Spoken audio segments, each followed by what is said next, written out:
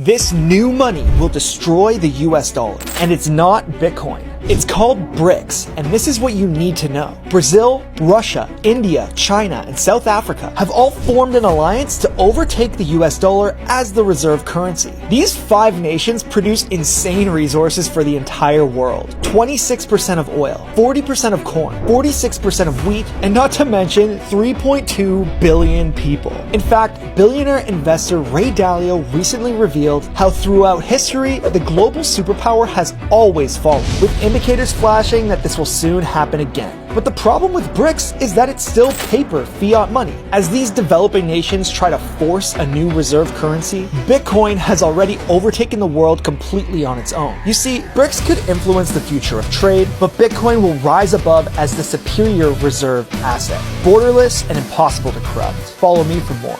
Breaking news for your Bitcoin and all of crypto. Mt. Gox just announced they'll begin releasing 137,000 Bitcoin worth over 3 billion into the markets on September 15th. This is insane because September 15th, ironically, is also the biggest day in crypto history, as Ethereum's The Merge will occur then as well. So it's important for you to remember these 3 things. 1, those who receive Bitcoin from Mt. Gox will have an average price of $400, which means they're up over 4,000%. 2, not all 137,000 Bitcoin will hit the market at once. It will take months before all is released. Some are also held by Fortress, who bought the rights from investors in 2014. Lastly, this is going to create so much volatility in the market. But if this causes a sell the news or capitulation, it will give you a once-in-a-lifetime opportunity to buy crypto for a bargain. Don't worry, I'll keep you updated the entire way, so make sure to follow me to stay tuned. Look how it's simple.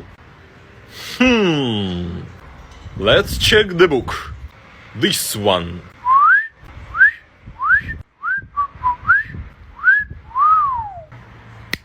Whoa.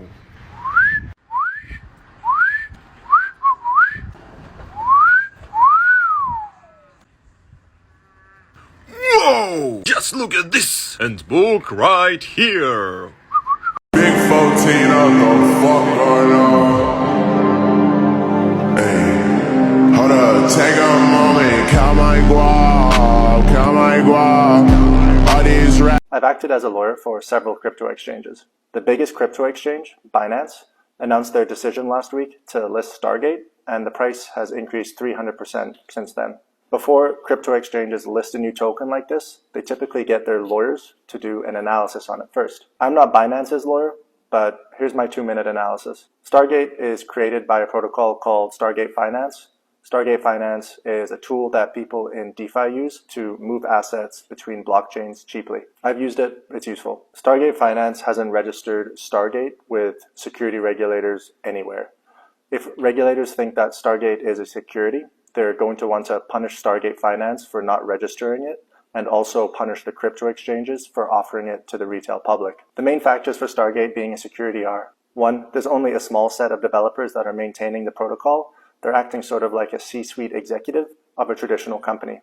2, Stargate functions like equity. It gives you a right to future profits and the right to vote on the direction the protocol takes.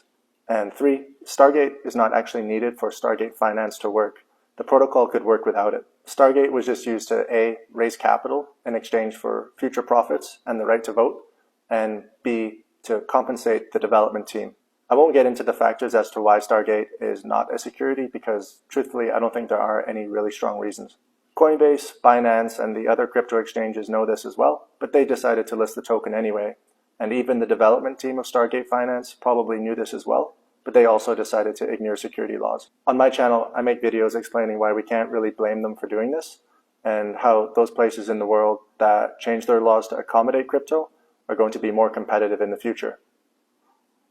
Thanks for watching. El Salvador is now down $58 million on all of their Bitcoin purchases. Was Bitcoin a complete failure for El Salvador? Former central bank chief says no one really talks about Bitcoin here anymore. It's kind of been forgotten. And he says, I don't know if you would call that a failure, but it certainly has not been a success. Basically, one side of the people are arguing, why would we even use Bitcoin when El Salvador already has a good payments network? Only 2% of their remittances have been sent using cryptocurrency wallets.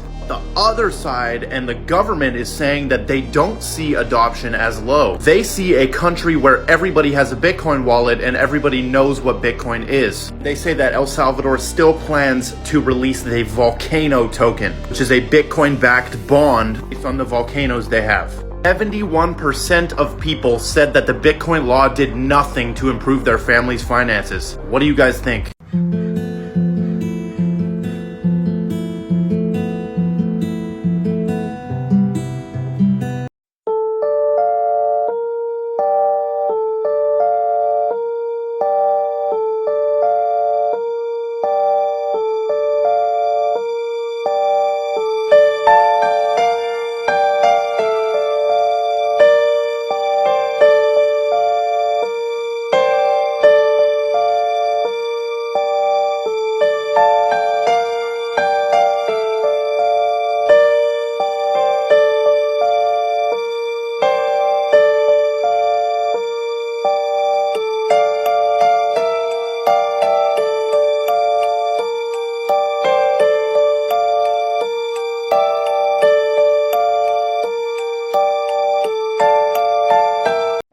Who's behind Bitcoin, and it ain't some fucking Japanese guy in a cave. I know the guy, and when that comes out, you heard it here first. Bitcoin is going to zero.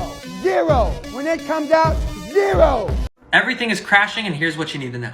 The stock market, crypto, and even gold were all down today. And this is because of Jerome Powell's latest announcements on inflation. Even though July's inflation numbers came out at an 8.5%, Feds are not convinced that inflation is done. This means they're going to focus on still reducing assets off their balance sheet, selling off those mortgage-backed securities, and most importantly, continuing to raise interest rates. So what's the cause of all of this, and how will this affect us? Well, this relates all the way back to 1913 when the Federal Reserve was created. These wonderful gentlemen believed that this was a classic example of compromise, and even threw around the term decentralized central bank. Now, to save you from all the history lessons, Since the day of inception, the US dollar has plummeted in value, only increasing in value once. During the Great Depression, when President Roosevelt actually criminalized the possession of gold. Now, we all know the story of the rise and fall of the gold standard. But all of this monetary policy that was created in 1913 is the reason why the dollar is collapsing today. one of the principles that Ray Dalio shows and teaches is disagreeing must be done efficiently. And you can relate this to the rise and fall of world reserve currencies such as the US dollar, where we're currently at the top and approaching the decline against China as we speak. And like it or not, it's because of current politicians and current administrations on a global scale that cannot agree with each other is the reason why we're seeing such high inflation costs currently. Now, we can relate this all the way to the Bank of International Settlements or the World Economic Forum or the World Bank or even the World Health Organization. But here's the reality of where we're at today. Household debt is going to continue to grow. Same thing for corporations, and same thing for the federal government, as we continue to fund wars that we cannot afford. Now, if you read The Changing World Order by Ray Dalio, you would know that over the last 500 years, this is a major cause to where we currently are today. Since the US dollar is the world reserve currency, every single country wants to borrow that dollar as a store of wealth.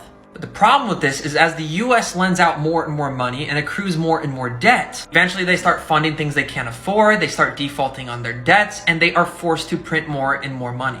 We saw this with the Dutch in the 1600s, we saw this with the British pound, now we're seeing this again today with the United States dollar. Now, as I always say, this is not something to be scared of, it's something to be aware of, so you can understand how it affects our economy and how to profit off that. Going back to disagreeing must be done efficiently. The World Economic Forum wants people to own nothing and be happy. Now we see consumers with an all-time high credit, an all-time high debt, more and more people renting, the US government paying farmers not to plant more crops, a global drought that's going to affect the food supply, the war in Ukraine which is causing energy prices to skyrocket, causing supply chain issues, forcing governments to print even more money, and a repeat of process. Now, to survive this isn't easy. It involves doing what our educational system can't do, which is becoming financially literate by teaching yourself. This is by learning things like debt is an asset, not a liability, or investing. Follow me.